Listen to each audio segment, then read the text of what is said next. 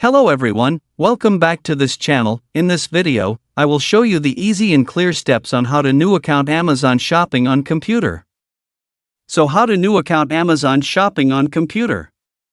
Make sure you keep watching this video until the end. Let's get started right away. Firstly, just go to the Amazon application on your computer or laptop browser. And this is the initial display on Amazon Shopping.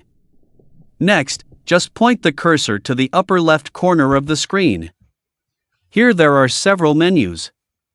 And tap the All menu here. Here will appear several menu options that you can use.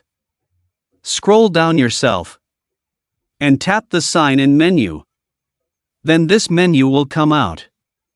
Tap the Create Your Amazon Account menu here. Now here will appear the menu for creating a new account. Type the username or name that you will create. Here type the email or phone number that will be used to verify the account. Then create your password. And type the password that has been created. Next tap Verify Email. Now here you will be asked to enter the OT code. To get the code, see the inbox in the email you listed earlier. Type here. Then tap Create Your Amazon Account. Now here you have created a new Amazon Shopping account. So that's it, tutorial how to new account Amazon Shopping on computer. Thank you for watching.